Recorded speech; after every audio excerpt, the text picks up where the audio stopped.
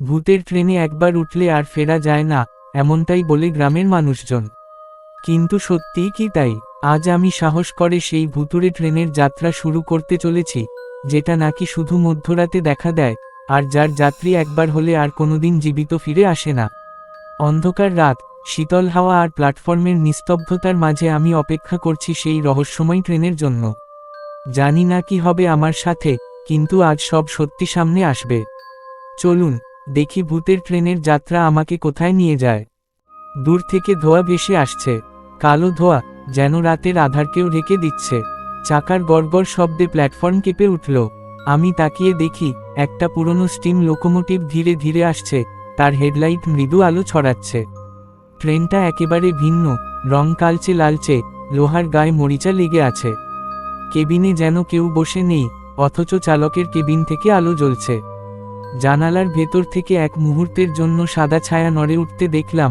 আমি কি ভুল দেখলাম, নাকি সত্যিই কেউ আছে ভেতরে? ট্রেন থেমে গেল, দরজা খুলে গেল যেন নিজে থেকেই। ভেতর থেকে ঠান্ডা বাতাস বেরিয়ে এলো। আমি কি সত্যিই ভেতরে ঢুকব? আমার পা কাঁপছে, কিন্তু অদ্ভুত এক টান আমাকে টেনে নিচ্ছে। আমি ভেতরে ঢুকতেই দরজা এক ঝটকায় বন্ধ হয়ে গেল, বাইরে থেকে নয়, ভেতর থেকেই বন্ধ হলো। আমি চমকে চারদিকে তাকালাম। কামরার ভেতরটা অন্ধকার, কেবল ফ্লিকার করা এক একটা হলুদ লাইট জ্বলছে। সিটগুলো সব পুরনো কাঠের, ধুলোয় ঢাকা। আশ্চর্যজনকভাবে কোথাও কোথাও সিটে বসা আছে ছায়ার মতো মানুষ। তাদের মুখ নেই, শুধু ফাঁকা অন্ধকার গহ্বর। আমি গলা শুকিয়ে গেলেও সাহস করে জিজ্ঞেস করলাম, আপনারা কারা? কেউ উত্তর দিল না, শুধু একসাথে মাথা ঘুরিয়ে তাকালো আমার দিকে। আমার বুকের ভেতর যেন হৃৎপিণ্ডটা বেরিয়ে আসবে। তাদের চোখ নেই, কিন্তু তাদের ফাঁকা দৃষ্টি আমার শরীর ভেদ করে যাচ্ছে। ট্রেন আবার চলতে শুরু করলো। চাকার শব্দ কানে বাজতে লাগলো, ঠক ঠক ঠক, যেন মৃত্যুর ঘণ্টা বাজছে। হঠাৎই হুইসেল বাজল, আর সেই হুইসেলের শব্দ মানুষের আর্তচিৎকারে পরিণত হলো। আমি জানালার বাইরে তাকিয়ে দেখি, পাশ দিয়ে যাচ্ছে বন, ধ্বংস হওয়া গ্রাম, পোড়া ঘরবাড়ি। প্রতিটি জানালার কাছে ভেসে উঠছে মানুষের মুখ, চিৎকার করছে, হাত নাড়ছে, যেন তারা সাহায্য চাইছে। আমি বুঝতে পারলাম, এই ট্রেনে যারা একবার ওঠে, তারা আর বেঁচে ফেরে না। তাদের আত্মা বন্দী হয়ে থাকে এই লোকোমোটিভে, চিরকালীন যাত্রী হয়ে। আমি চুপচাপ বসেছিলাম, তখনই একটা ভয়ানক দৃশ্য ঘটল। সামনে থেকে ধীরে ধীরে এগিয়ে এলো টিকিট কালেক্টর, কিন্তু তার মুখ নেই, কেবল কালো ফাঁকা গহ্বর। তার হাতে পুরনো ছেঁড়া টিকিটের মতো কিছু। সে আমার সামনে দাঁড়ালো। ফাঁকা গহ্বরের ভেতর থেকে গর্জন ভেসে এলো, তুমি টিকিট ছাড়া উঠেছ, তোমাকে ভাড়া দিতে হবে, তোমার প্রাণ দিয়ে। আমি হাঁপিয়ে উঠলাম, চিৎকার করে উঠলাম, না, আমি এসেছি শুধু কিংবদন্তি সত্যি কি না দেখার জন্য।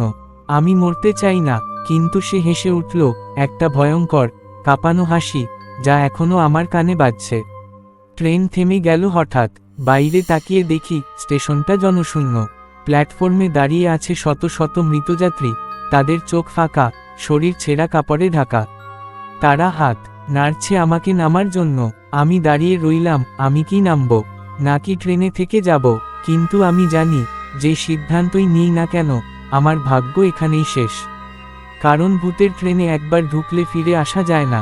আমি জানালার কাছে মুখ ঠেকিয়ে দাঁড়িয়েছিলাম। বাইরে নামহীন স্টেশনের প্ল্যাটফর্মে অগণিত ছায়া দাঁড়িয়ে আছে।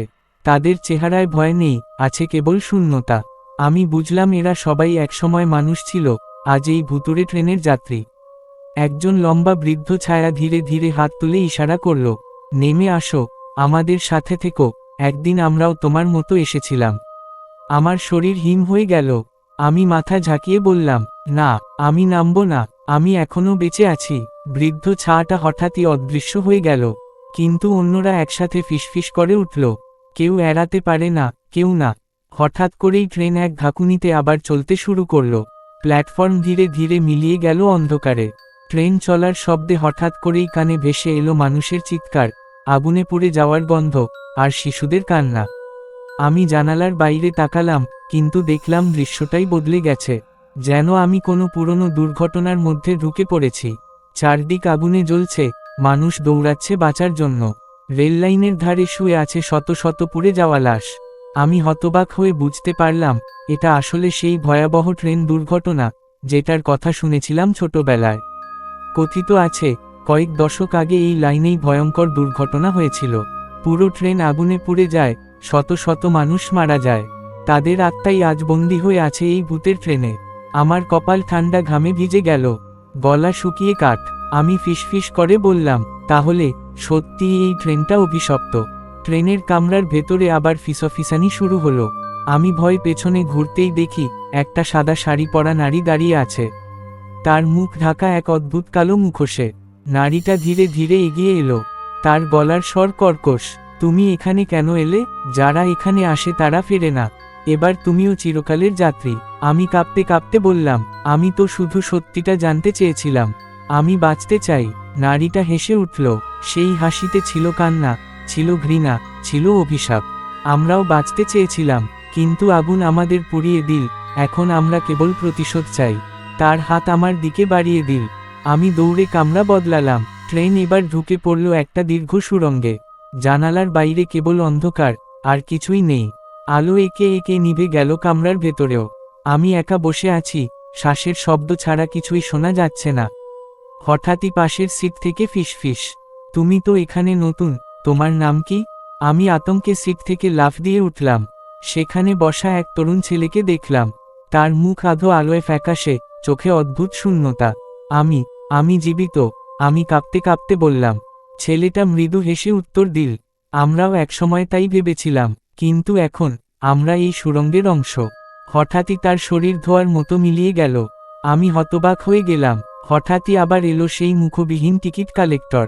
তার হাতে এবার এক লালচে কাগজ, দগ্ধ হয়ে যাওয়া টিকিট।